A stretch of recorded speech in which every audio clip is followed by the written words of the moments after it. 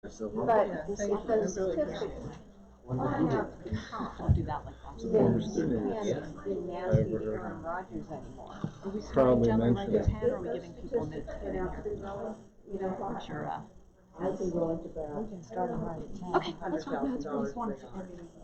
There are not a huge number of people who died from the vaccine. But if it's significant, you can't make fun of him anymore. Good morning, everyone. Can everyone hear me? Good morning. Thank you so much for coming. We are so thrilled to be here at this event for the Virginia Festival for Book. As you know, this is our foray back into live programming after the pandemic, so we're so happy to see so many people here today. Today's program is Fresh Portraits of Indomitable Women, and we have Hilary Holladay and Andrew Kaufman here with us. And I'd like to welcome everyone on behalf of Virginia Humanities, who is the sponsor and producer of the Virginia Festival for the Book. Please do silence your cell phones so that our speakers can be heard. And we'll also ask you to follow our COVID protocols and keep your mask on during this session. Those of us up here at the panel have tested negative for COVID this morning, so we are taking our masks off, but we'll ask everybody else to leave their masks on. And if you want to live tweet this event, our hashtag is #VABookFest for this event, so please feel free to hashtag along with us on Twitter. And we'd also like to thank our sponsor for this event, the Osher Lifelong Learning Institute at UVA. Say that 3 times fast. Lifelong Learning Institute. Got it. The festival is free of charge, as you all know, but please support festival programming by making a donation at vabook.org or support to make sure our festival remains with us for many years to come. And please feel free to fill out a program evaluation. You can complete it online at vabook.org. /feedback, or by using the QR code on the back of your program and your cell phone to take a snapshot of that. And also, very importantly, please support the festival authors. We will have a book signing after this event, and please do support the authors and purchase their books today. We are very happy to have our 2 authors with us today. We have Hilary Holladay with us. Hilary is the author of The Power of Adrienne Rich, a biography. She is a poet, novelist, and literary critic, as well as a biographer. Her previous books include Tipton, a novel, and Wild Blessings, the poetry of Lucille Clifton. She lives in Orange, Virginia. And our second panelist is Andrew Kaufman. Andrew is the author of The Gambler Wife. He is an associate professor, general faculty, and lecturer in Slavic languages and literatures at the University of Virginia. He is the creator of Books Behind Bars, which is introducing incarcerated youth to the writings of Dostoyevsky and other authors. And I also just wanted to point out that The Gambler Wife was a 2022 PEN America finalist in biography, so we're really pleased to hear that. So I think we are, who's going to go first? Is Hilary going to go first? Okay, so we're going to hear from Hilary first. After they've both had a chance to tell you about their wonderful books, we'll have a Q&A, so get your questions fired up. And here's Hilary.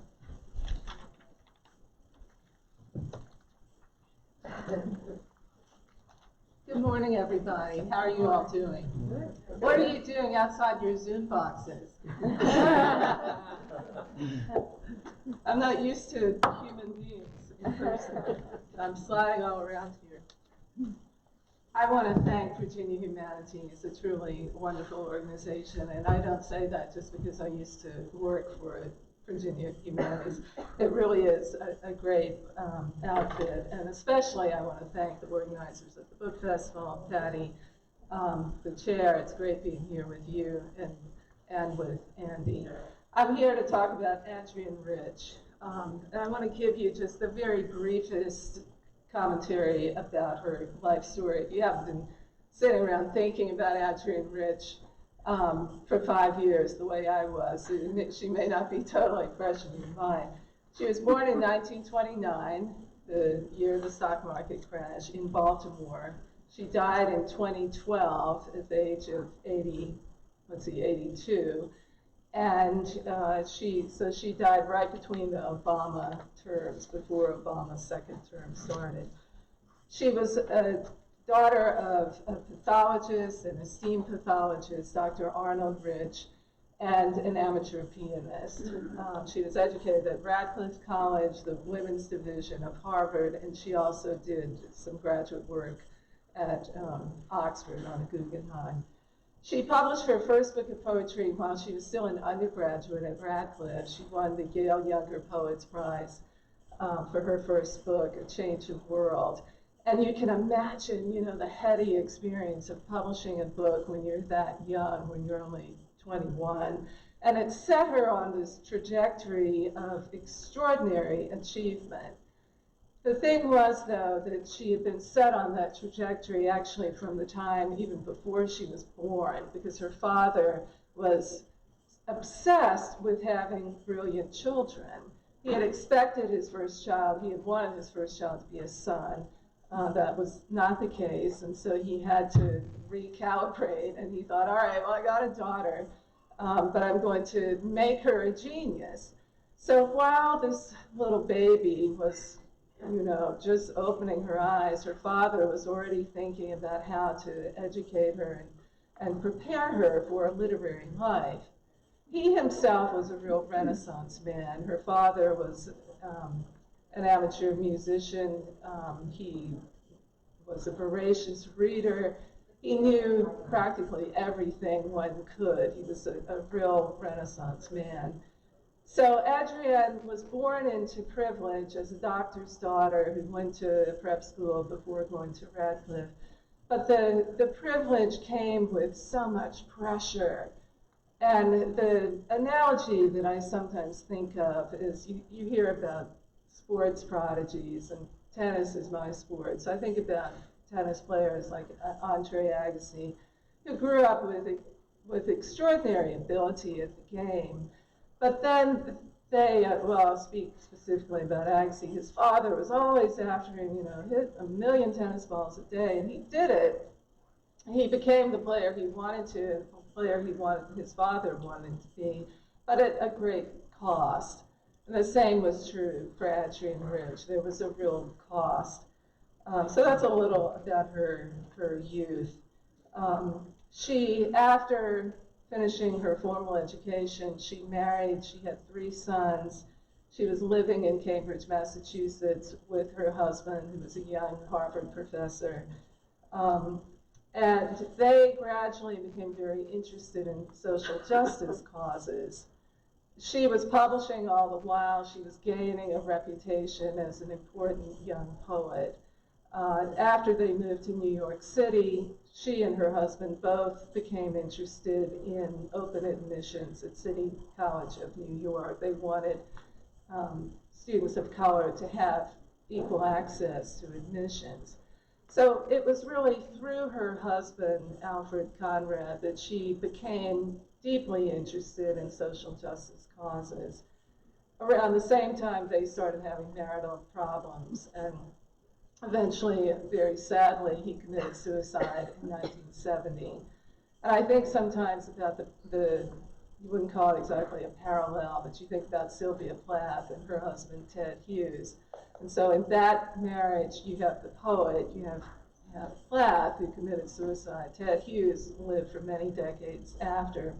In the Rich-Conrad marriage, Alfred Conrad, who was really a brilliant economist, was the one who committed suicide. Rich lived on for many years after. So it's an interesting juxtaposition. After her husband died, by this point, Rich had already separated from her husband. Some people think that the separation was because she had realized she was a lesbian. That was actually not the case. And she was learning who she was. She was gradually entering the women's movement. But she wasn't quite there yet when she and her husband had separated. And she wasn't even thinking that she was certain she wanted a divorce. But then there was the cataclysmic event of his death. It was after that that she really came into her own as a feminist and moved with full force into the women's movement and fully embraced it. And then a few years later, in 1974, she had her first relationship with a woman, and then not too long after that, she came out as a lesbian publicly. She went on to publish 20-some books during her lifetime, and more have come out since her death. She published poetry. She also published a great many collections of essays. She was a notable public lecturer, and she also was a scholar who taught at several universities. She taught at Brandeis, at Swarthmore. She taught at Stanford. She also taught at City College of New York. And so I wanted to tell you just briefly why I got interested in her, and a couple of things that particularly interested me about her life story as I was researching her. When I started the project, my previous book was a biography of a man named Herbert Huncke. And Huncke was a key figure in the Beat movement with Jack Kerouac and Allen Ginsberg and William Burroughs. He was a lesser-known figure, a criminal. He was a thief, a con artist, a junkie. He was funny. He was lovable. And his way of life influenced these more middle-class men who learned from him and picked up some of his street jargon. So I had a lot of fun writing about him. But the next time out, so to speak, I wanted to write about a woman. I've mostly written about women in my career, and I wanted to do that again. I also wanted to write about someone really of principle. I had kind of had it with crooks. So I thought, well, who would that be? And as it turned out, Rich had died a couple years before I started my work. So I thought, all right, here's my person. I have a background in poetry and American literature, and I did not know her personally. I was not in awe of her. I was familiar with her work, but it's good to come to a subject, and maybe you can speak to this too, really with truly an open mind. So I knew the outlines, but it was an education for me. The years I put into the work on the book truly formed a whole new level of education for me into not only her life and art, but also the women's movement, and just the whole cultural and political milieu of her era. So that was what really drew me to her. An important, brilliant poet, a key figure. Let's see how I do with the back of the We have an angel going to yes. your rescue. Great poet, a great literary voice of the women's movement. The women's movement certainly would have happened without Adrian Rich, but it would not have been the same. The woman who wrote The Will to Change, Diving into the Wreck, The Dream of a Common Language, gave a literary eloquence to the women's movement that helped it enormously. And the women of, say, the 70s on forward, who were coming of age in her generation and of somewhat younger generations, were deeply moved by her art, her example as someone who came out successively as a woman poet, someone who in her youth had written using male pronouns, came out as a woman poet, then came out as a feminist, which she didn't have to do. She had been very much accepted into the male literary club, and by announcing herself as a feminist, she risked her membership in the Good Old Boys Club. She then came out as a lesbian, which was extremely brave and important to a lot of people of her era who then felt empowered to do the same, whether they were gay or lesbian. She then came out as a Jew. Her father was Jewish. She was not brought up Jewish herself, but in her middle years, she embraced it, and she joined Jewish women's organizations, and it once again became important to a whole another group of people.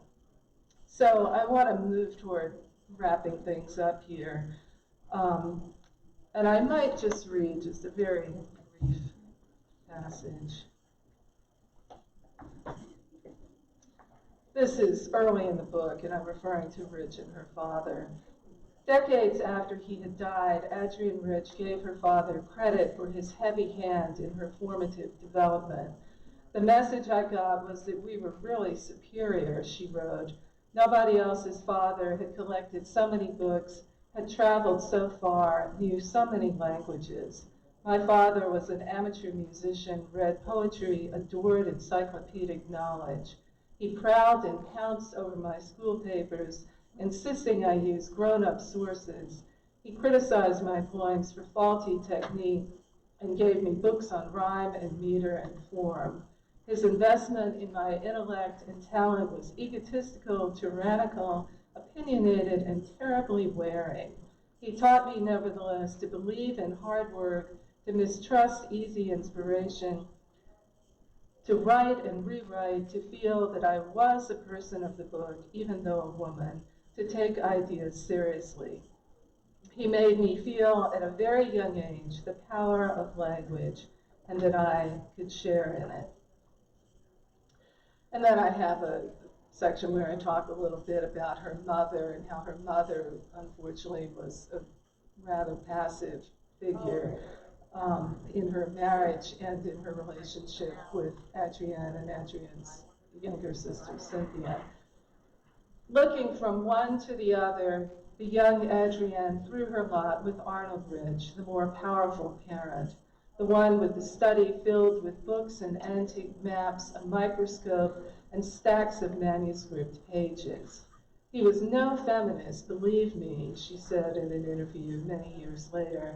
I see him as the embodiment of patriarchy, but he was interested in the achievements of women in the arts. Throughout her youth, he was interested in her artistic achievements more than anyone else's. To become Adrian Rich, the poet, essayist, intellectual, teacher, feminist champion of women's rights, perhaps even to become a lesbian, she would have to internalize this man, this patriarch, and then face him down. To know herself, she would have to know him.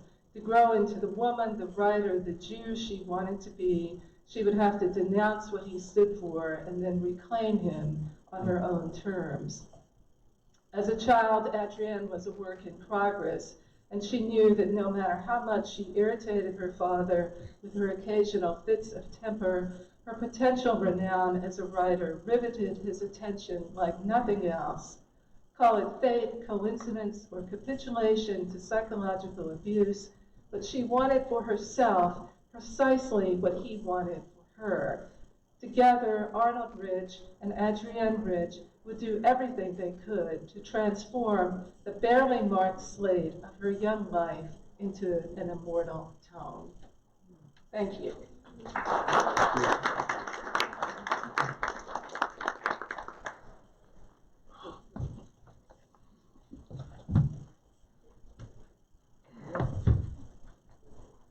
No, this is not a prop.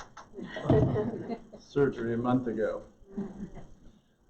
So anyway, I too want to thank Virginia Humanities. This is very special that we're all together now. I feel a little naked up here without a mask, but that's wonderful. And I thank you, Hilary, for your fascinating book, and thank you, Patty, for moderating. Thanks to all of you for coming. So I'd like to share with you a story about a woman that many of you probably haven't heard much about at all, at least until recently. And yet, this was a woman who was Russia's very first solo female publisher, a woman who founded one of Russia's very first book distribution businesses. This is a woman who published 7 editions of the complete collected works of one of Russia's greatest writers, an enterprise that would become the model for how the collected works of future Russian writers would be published for generations to come, and an enterprise that earned her and her family $5 million in today's money, which was an extraordinary accomplishment for a woman at this time.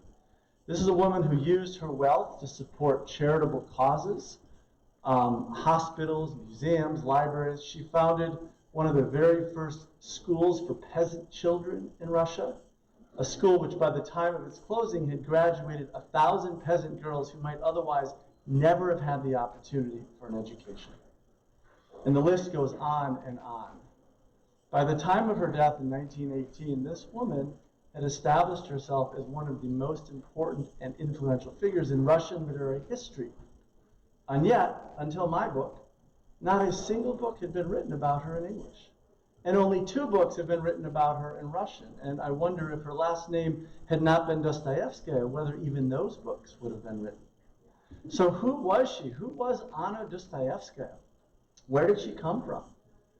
Well, she met Dostoyevsky on October 4th, 1866, when she was 20 and he was 44, and he was desperately struggling to meet an urgent publishing deadline. She was hired as his stenographer to help him meet that deadline. What had happened is a year earlier, Dostoyevsky had signed a terrible publishing agreement with an unscrupulous publisher named Fyodor Stilovsky, and in exchange for 3,000 rubles, which in today's money is about $25,000, Dostoyevsky gave Stilovsky the right to publish everything he had written up to that point in a standalone edition, including works that were still in print, and he promised that by November 1st, 1866, he would deliver a new novel, an unpublished novel, to Stilovsky, and should he fail to deliver that novel, Dostoyevsky agreed that he would lose the copyrights on and the income to everything that he would write for the next 9 years. That's the kind of businessman Dostoyevsky was. And the truth is, he needed that money because he had to go to Europe.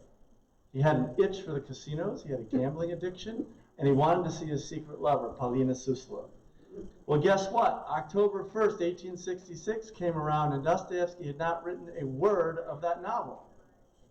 So he turned in desperation to a colleague of his who was a well-known stenography teacher in Petersburg. And he asked this teacher to recommend his best pupil for the job. And that best pupil's name was Anna Snitkina. Well, over the course, she helped him finish the novel.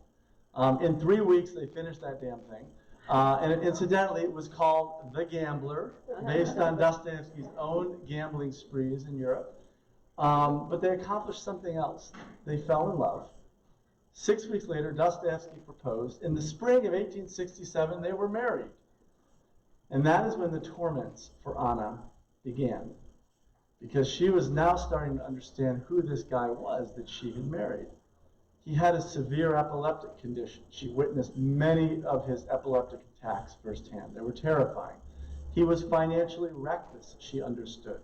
And his relatives hated her. Because for years, it might sound familiar to some, a little extreme, but because for years they had been mooching off of Dostoevsky. Anytime he would get a new advance, they would descend upon him with their urgent requests for money. And being gullible and generous as he was, he gave it to him. And now they recognized that Anna stood between his pocketbook and them, and they didn't like it. And so they did what they could to try to scuttle this young marriage. And I describe all their machinations in the book. Well, Anna recognized that their marriage might well be over before it began if they didn't get out of Petersburg and get away from this mess. The problem is, as always, they didn't have money. So she pawned her entire dowry to raise the cash so that they could finally take a honeymoon to Europe. And sure enough, on a bright day in May in 1867, they boarded a train to Germany to begin what was supposed to be a 3-month honeymoon. It would become a 4-year odyssey. And from the beginning, Anna discovered who this man was that wrote The Gambler, that it was about him. Because she was experiencing his gambling addictions firsthand now. When they moved to Baden-Baden, Germany, a very chic gambling resort on the edge of the Black Forest in Western Germany, Dostoevsky would awake at dawn. He would take whatever money was left in their purse. He would go out to the casinos. He would lose it all. He would come back. He would literally fall on his knees, begging Anna for forgiveness, and then begging her for more money. And she gave it to him. Remember, she's 21, he's 45. She's never experienced anything like this before. And this went on day after day after day. He pawned her wedding dress, her wedding ring, her favorite brooch. She was beseeching him to stop going to the casino, but he would not listen. And finally, Anna snapped. One day, she hit bottom. She threw all the coins in his face, and she said, "To hell with you, to hell with this. I don't care. Take all of our money and gamble it away. I'm done." And then the very next day, in an act of desperation and defiance, she herself went in secret to the casino to gamble herself. Something she had never done before and would never do again, and something Dostoyevsky had strictly forbidden her ever to do because she was pregnant. She was a young, well-bred woman. A casino was not a place for such a woman in his view. Well, he happened to find her that day, and this is all, I swear to God, fiction is truth is stranger than fiction. He showed up, he dragged her out of the casino, he lectured her on how terrible her behavior was, and then he started teasing her, calling her my little gambler wife. My little gambler wife, thought that she was going to win at game. My little gambler wife, and I want to thank him for that condescending remark because he gave me the title for my book. Because as I thought about it, I realized that Anna was a gambler wife, but in so many more senses than even Dostoyevsky could appreciate at this point. She saved his career from the beginning. She married the guy, a huge gamble. She pawned her dowry, and there would be many more gambles to come. But she was a different kind of gambler. She was a strategic gambler, a calculated gambler, and someone whose gambles actually paid off. So they'd been in Europe for 4 years. In 1871, they were both dying of homesickness. Dostoyevsky was dying creatively. He was trying to get traction on the novel The Possessed.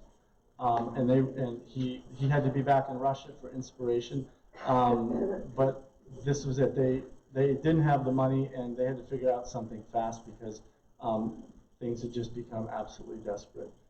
So what does Anna do? She tells them to go to Wiesbaden and gamble. Why?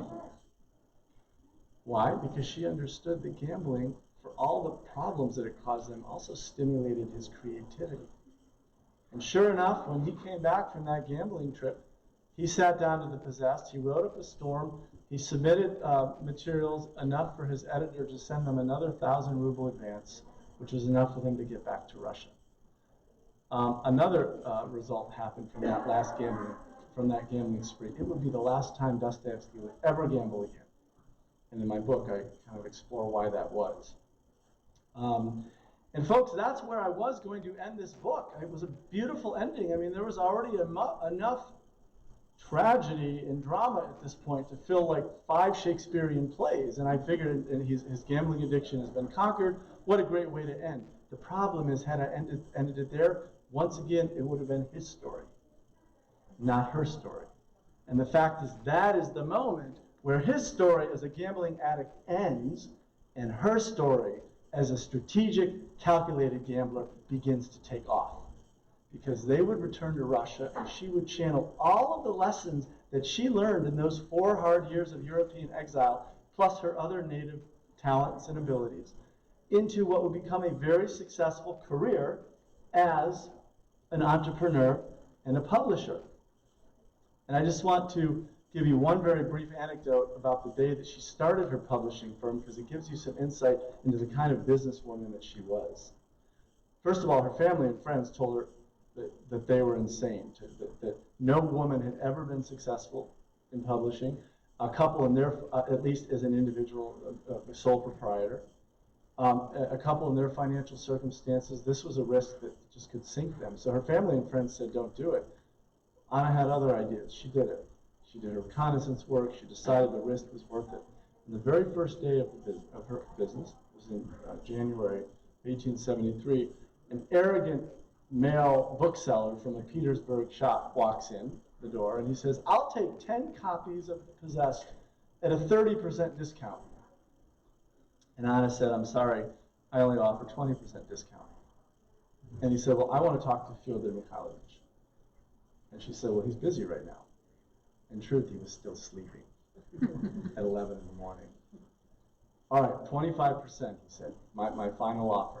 And Anna looks at him, and she's quaking in her boots at this point, as you can imagine, because she's about to lose her very first customer. She looks at him, and she says, 20% discount, that's my final offer. And sure enough, that arrogant gentleman walked out of her publishing office with 10 copies of The Possessed, which he bought at a 20% discount. Anna, excuse the French, was a badass. She was a fierce negotiator, and that is who she would become for the rest of her business career. In time, the debts were paid off. Her bets were paid off. Anna was running what would become a successful publishing enterprise, and she took on all of the different roles. She played all of the business roles and all of the creative roles, from editing to proofreading and managing accounts, dealing with booksellers, marketing, sales. No one person at that time had ever played all of those roles in any publishing venture, and it's true today as well, that it was just unheard of, but she did all of it because she was the sole proprietor, and Dostoyevsky was capable of nothing beyond writing his books. And she did this while she was managing a household. 4 children, 3 under the age of 10, and 1 in his mid-50s, by the name of Fyodor Mikhailovich, because Dostoyevsky could so often be like an adolescent. And with that, I just want to read to you a brief passage about the moment when Anna actually did literally save the manuscript to Dostoyevsky's novel, The Adolescent. It was the summer of 1875, and they were about to return to Petersburg from their summer retreat, where Dostoyevsky was to submit the final manuscript of the novel and collect his honorarium. Anna realized 30 minutes before the train was about to leave that they had brought the wrong suitcase from the steamship dock. And that suitcase contained not only the manuscript to The Adolescent, but all of the notes to the novel as well. We would not have The Adolescent if that suitcase had been lost, and Anna understood the significance of this, so she made a split-second decision, without her husband's knowing, to go back, to hire a cabbie to go back to the steamship dock. This is a passage from that moment. It was 8 in the evening now, and they were racing through the shadier part of town, where she saw people creeping out of tiny streets, in between large gray warehouses.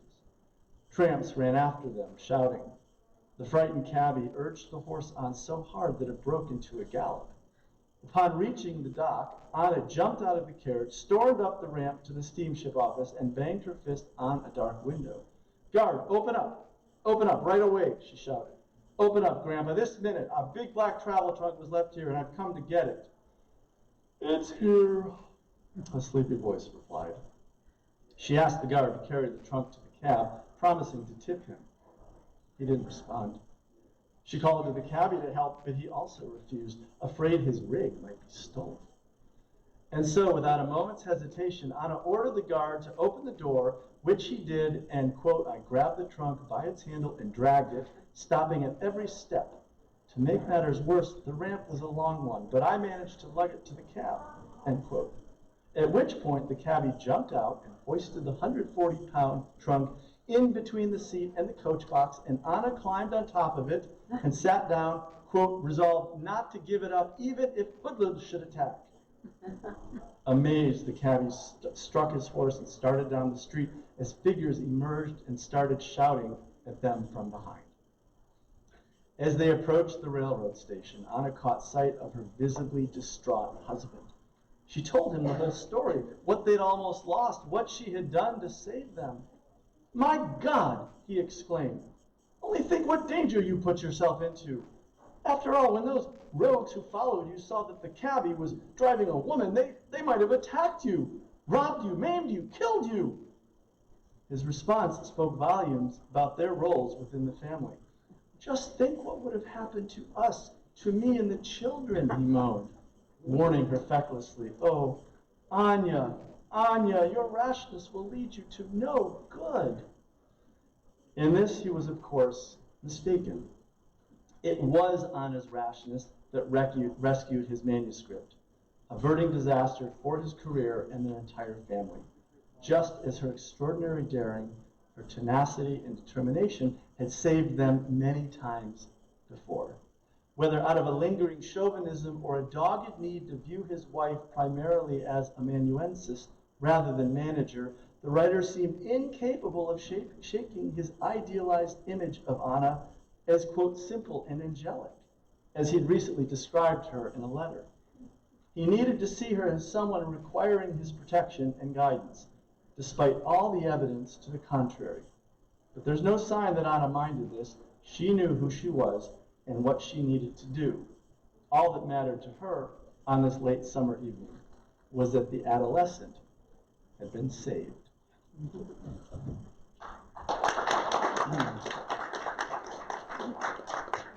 I probably should end there. And I will, with the exception of a few more sentences. So after Dostoyevsky's death, Anna would live another 34 years. She was only 34 when he died. She would live another 34 years, and in those years, she would dedicate her time to disseminating his works and to fiercely crafting his legacy as she wanted future generations to know it.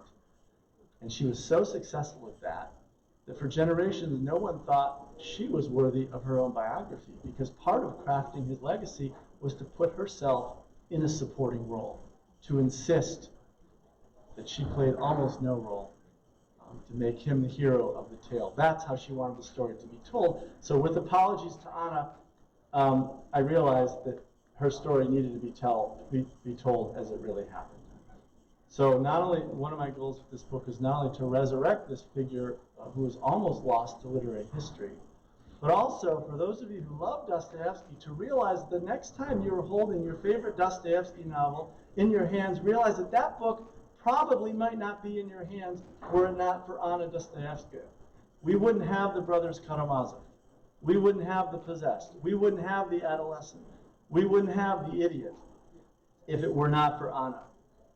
So I hope that you will never read the Brothers Karamazov in quite the same way again. Thanks.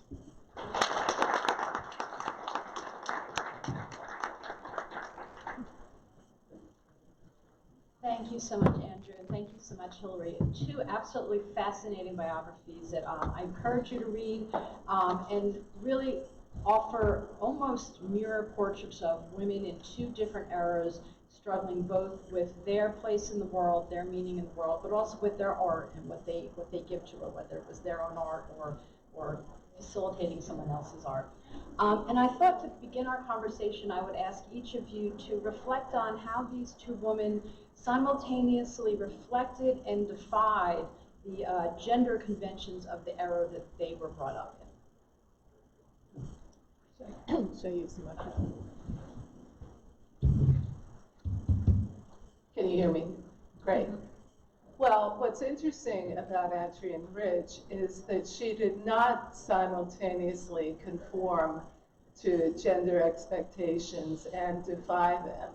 Once she decided to be her own woman, the conforming stopped. For the first 41 years of her life, although she had an important career as a poet and essayist, she was conforming to the basic script. She was married with children, and she was known in her husband's professional circles really as his wife. That was the first half of her life. After his untimely death in 1970, that stopped. And there was really no more conforming. It was over. She was living for herself. She still had her young sons, who were teenagers by then, to take care of. But it was a real sea change. And it's a remarkable journey that she took. She was not living for a man after her husband's death. She remembered him. She wrote about him. It was horrible what had happened. She really had loved him. But she moved on with her life. She found new meaning and went forward in ways that I think really are meaningful for so many of us, to see how when you are in a situation where you could just step back and think, well, I'm broken, this was a terrible thing, I'll just retreat. Instead, what she did was to take the broken shards and form a new self, not try to reconstruct the old self. But she went forward with great courage. And so when we read her most famous poem, Diving into the Wreck, we can think about her personal journey. Certainly, we can also think about how she spoke for many other women who were realizing that their own lives, their own history, were not in the records, not in the history books. And so her journey is very different from your subjects. in Andy's book, in the beginning, you talk about how your subject thought of herself as a woman of the 60s, right? Meaning the 1860s. Rich did an interview in the 70s where she said, I'm a woman of the 1970s. So there's an interesting parallel there. She really was an avatar of the women's movement, who then grew and changed with the times. But the conforming stopped in 1970. It was not simultaneous. It stopped, and then she went on truly to live for herself, to speak to and for women. And she also did quite a lot of work with women of color.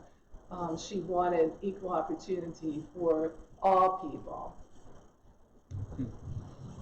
I should let you answer my question. You read well. So what's important to know, most people don't realize this if they haven't studied Russian history, is that Anna came of age during a very robust feminist movement in Russia in the middle of the 19th century. And this was part of a much larger set of sweeping reforms, the so-called Great Reforms of Alexander II, which were designed to reform all aspects of Russian society to make Russia competitive after their humiliating defeat in the, yes, Crimean War. Well, as part of this suite of reforms, there was a call to provide women with more educational and professional opportunities. So schools for women were opening up. Women were allowed entrance into university classrooms. Women now could found business cooperatives. They became nurses and doctors and lawyers. And so there was a very robust feminist movement, which by the time the 1860s came around, when Anna was a teenager, had become very radical. It wasn't just about offering women opportunities. It was about overthrowing the traditional social order and the traditional political order, which is why so many of the feminists aligned themselves with the burgeoning revolutionary movement as well. They cut their hair short, they wore blue spectacles, instead of the frilly muslin dress of the Russian miss, they wore long dark woolen pants, they smoked in public to irk polite society, and they did not marry for love. Traditional marriage was the cardinal sin. They believed it was called fictitious marriage, which was literally what it sounds like, a marriage where the couple would go through the appearance of a marriage, and then the husband, if he was enlightened, would basically set his wife free. Now that she had legal cover of marriage, she could take on as many lovers as she wanted. She could go pursue a profession. That's what you did if you were an enlightened guy at this time. Well, Anna was very inspired by many aspects of this movement. She called herself, as you said, an emancipated girl of the 60s. Why they use the word girl, I don't know, but that is what the Russian feminists called themselves. And she had all of their ambition. She had many of the traits of these young feminists. She was, super smart, ambitious, a risk taker, obviously. She wanted to earn her own keep. She didn't want to rely on a man. But unlike the feminists, she differed from them in one very essential way. She was also radically traditional. She believed in marrying for love. And so the feminists of the time criticized her for selling out. They thought that she had betrayed her feminist ideals by marrying Dostoyevsky and dedicating her life to him. Anna never saw it that way. She saw this as a partnership that worked for him and it worked for her, because it allowed her to have a profession. It allowed her to work with and support one of Russia's most important writers, a writer that she herself grew up with. So Anna, what makes her so interesting and complex is that she rewrote the feminist script of 19th century Russia in a voice entirely her own, where she was both progressive and traditional. And so it was not a linear movement. She contained both of these elements in her from the beginning to the end, which is why she opens herself to criticism from both sides. And she's gotten it from both sides. She's too traditional, the feminists said, and even in the 20th century, people criticized her. And then she gets criticized for being too progressive. People called her a hard-driving, greedy businesswoman. You're too progressive. She could win. Which is what makes her so fascinating. So if anyone has questions, we can open up the floor to questions. Why don't we start with the gentleman back there who raised his hand first? You? Can brief comment and a question for Hilary, please. It's interesting. I was not aware of Adrienne. She strikes me in some ways very similar to Catherine Grant, who became the publisher of the Washington Post. Married a very brilliant men, both of whom committed suicide, and ultimately their lives really blossomed, if you will, beyond that initial relationship. How early, to what extent in her poetry, was there evidence of her development and struggles and direction in life? Because she clearly was an accomplished poet at a very young age.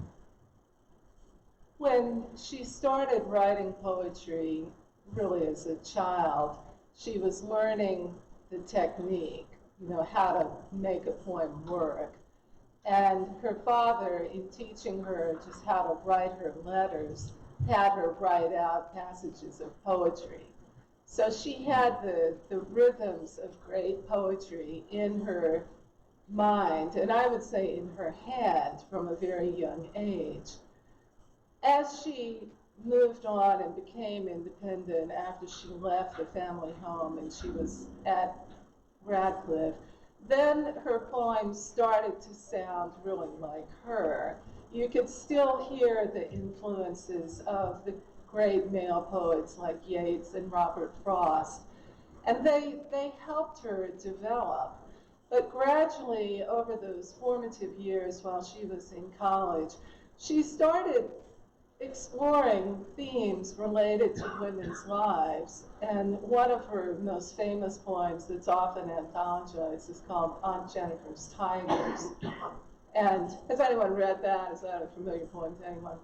It used to always show up in the Norton Anthology. But it's about a woman who is gifted at embroidery and is embroidering these wild tigers. But Rich describes how her hand is weighed down by, as she puts it, Uncle's wedding band. And she talks about the woman's terrified hands. And yet her creation, the tigers, are full of life and power. So I would say what she said, that early in her life, you could already see the beginnings of the themes that really started to come out in the 1960s while she was still married. She struggled with raising young children. She wrote to a friend at one point and said, "I'm just not a born mother. I'm not a naturally born mother." She has a poem from the early 60s called Snapshots of a Daughter-in-Law, which is a real watermark in her poetry and shows just how much she was beginning to develop. And that poem has many portraits of her, slightly fictionalized portrait of her mother, of herself, and then moves toward this gorgeous image that she had drawn in part from The Second Sex by Simone de Beauvoir, where she compares a woman sort of coming into her own like a ship, sort of moving into people's view. And she talks about this image being long about her coming. And so I read that poem as Rich, long before becoming a woman of the 70s, feeling something rising within her. And not quite being able to see it, just like when you're at the beach and you see a ship way out on the horizon and you think, I wonder what that is. I wonder what that ship is carrying. And in Rich's case, the ship that she could not quite see but knew was coming in the early 60s really fully came into view in those difficult years in the 1970s. When she was in pain, in emotional pain. She also had rheumatoid arthritis, so she was in physical pain as well, and that's something a lot of people who are familiar with her haven't necessarily known. But her time of pain was her time of great triumph.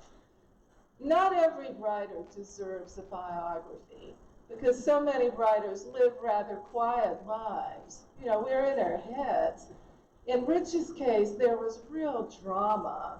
There were these, and your story, of course, is wonderfully dramatic too. But with Rich, the successive comings out that I talked about, where she came out, as a woman, as a feminist, as a lesbian, as a Jew, gave a structure to what I was writing.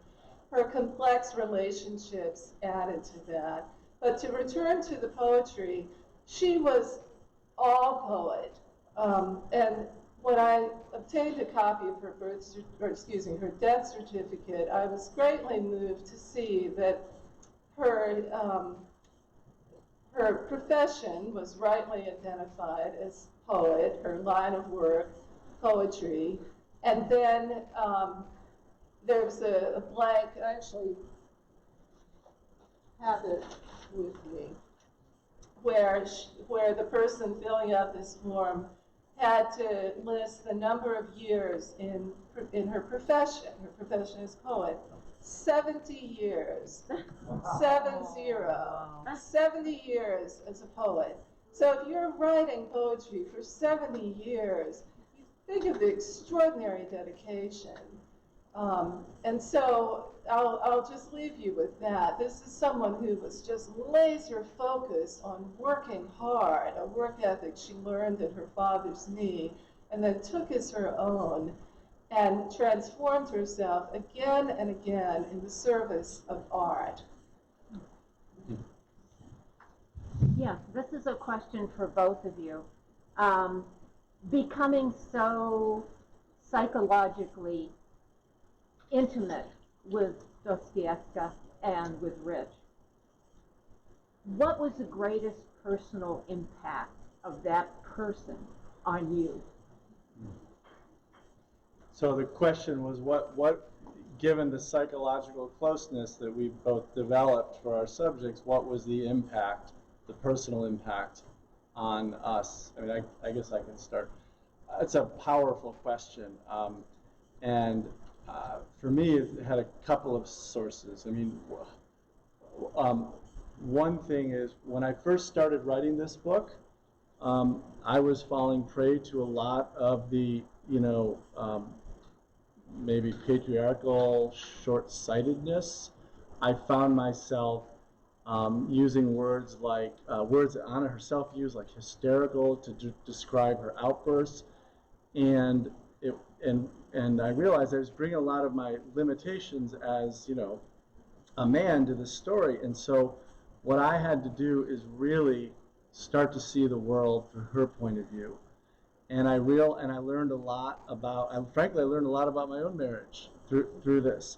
And one example that comes to mind about a moment that when she basically had this outburst with Dostoyevsky, and she said, I have to sell my dowry to get to Europe, otherwise our marriage is going to be over.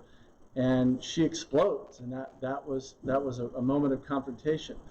And I realized in time that is a woman expressing her power, not a woman being hysterical. That moment saved their marriage.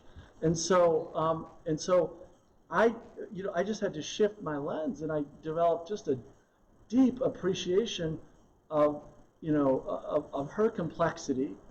And interestingly, the first couple of years, this book was called The Gambler's Wife. The Gambler's Wife. And then it shifted to The Gambler Wife. And so in time, I really started to understand this is a woman of power.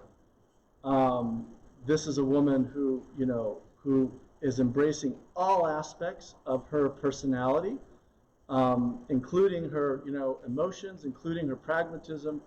And it just allowed me to have, frankly, a much deeper respect for and understanding of my own wife, to whom I dedicated this book, to my own gambler wife. And Corinne is the gambler wife. So that was, there was a shift that happened. It's just a deep respect. And it's also caused me to think differently about, how I teach and how I teach Russian literature. And why is it we focus so much on these great male authors? Where are the women writers? Where are the women's perspectives? So, I think there's other things, but that's kind of one thing that comes to mind. I think Hilary was going Oh, she's next, I'm sorry. When I think about spending 5 years with Adrian Rich, it was sort of like being in a long-term relationship with her. I got to know her well, and I really tried to listen to her. I also realized that I was writing the book, and I saw in her papers at Harvard that although she had not wanted a biography, she had not wanted a biography written shortly after her death, that is, because she didn't want someone going around doing interviews. She had left a very, very careful paper trail for her eventual biographers. And there were times when I would look at the papers she had donated to Harvard, and I would think, oh, so that's what happened next. That's how she felt. That's what was going on. And then I would think, wait a minute. That's what she wants me to think. And it really was me, because I was the only person writing a biography of her. So I had to have my own power. The book is titled The Power of Adrienne Rich. She was a powerful presence in the women's movement in the world of poetry, and she was powerful in her very complex relationships with family members, friends, and colleagues and lovers. But I realized I was going to have to be strong and rise to the occasion to do justice to Adrian Rich. A couple other points I would say. I realize our education never stops, and maybe that seems simplistic, but her dedication to education really hit home for me, that you never stop and you have to go after it. You can't accept the easy truths. You can't settle for the lies that we're being told right now. You have to, in this political moment, you have to always fight for the truth, and you have to fight for your own education. Hard work pays off. There's a price to it because you get exhausted. So you do have to find time to rest and pull back. Adrian Rich did that very consciously. She had a vacation home in Vermont. She would retreat to that. She and her partner, Michelle Cliff, moved to Santa Cruz, California, largely for Adrienne's health. She might have died in her 50s if she hadn't moved to California. It really helped her to learn a healthier way of life. The weather was better for her rheumatoid arthritis. You really have to take care of yourself to do your work in the world. That's what I learned. I had a question for Andrew. Did you go to Russia and Germany, and even though this is nonfiction, did you get more information when you did travel there? Sure, so the question is, did I go to Russia and Germany for the research? And one of the most satisfying aspects of this book is I had access to a wealth of documents that most fiction writers would die for, and it sounds very similar to your research as well. And because I speak Russian, because I'm familiar with the Russian archives, I was able. So there's, Anna has her official memoir, but there's also drafts of her memoir that she never wanted, to be published. She kept a secret diary, which she wrote in long form during those harrowing years of the first year of her honeymoon, which I accessed, there's archival materials about letters to and from her, letters that others people wrote, their reflections about her. It was just an extraordinary amount of research. And one of the reasons I was able to write this book almost like a novel, to the point that people sometimes call it a novel, and it's not. It's 100% nonfiction, is because she would recount in detail the very dialogue that she and Dostoyevsky had. So all that dialogue that you heard in that scene that I quoted wasn't made up. That was verbatim taken from a document. And that's also interestingly why, in the book, anyway, I didn't write it to become a movie, but a movie is being made about it now. We just signed the contracts along, you can read about it in Variety. But that's a function of the research, right? That's just because, I guess in that sense I got lucky. And I did visit Germany. I traced all the steps on their honeymoon. I went to all the casinos. I gambled myself. In the very room that Anna gambled, they preserved that room to look much the way it was in the 1860s. So I'm able to bring all of that ambiance, and even if 2 sentences come from that being there, that's enough, right? You don't know, and so yes. That's wonderful. Well, I think we're out of time. Maybe we have time for one more question. I know you had your hand up earlier. Let's do one more. One thing I've wondered and wanted to ask biographers, people don't write letters anymore. So much of our communication is electronic and we dies at some point. How are biographers in 50 years, including our planet less that long, going to do their work? You can take this, Hilary. How are biographers going to do their work now that people don't write letters anymore? We'll see. Maybe I'll just leave it at that. I think that is the perfect answer. We will see. It is fascinating. As a writer myself, it'll be an interesting world. I think, will people have email chains? Will they have text? What would you look at? But anyway, thank you very much for your kind attention. Please thank Andrew and Hilary for your time. Please support our authors. We'll have a signing right now, and please support our authors, and please fill out an evaluation online so we can know what you like about the Book Fest, which we hope is everything. And thank you again. Thank you. Thank you. Andrew, can I ask you a quick question? I read a lot of biographies. By the way, I Thank you so much. And this is her Yes. We never studied the feminist and the consideration of Russia. It's all about male progressives. But my question is, I've never read a biography that did not name the person in some way about which it was written. And in some ways, and not to nitpick, but it's almost invalidating.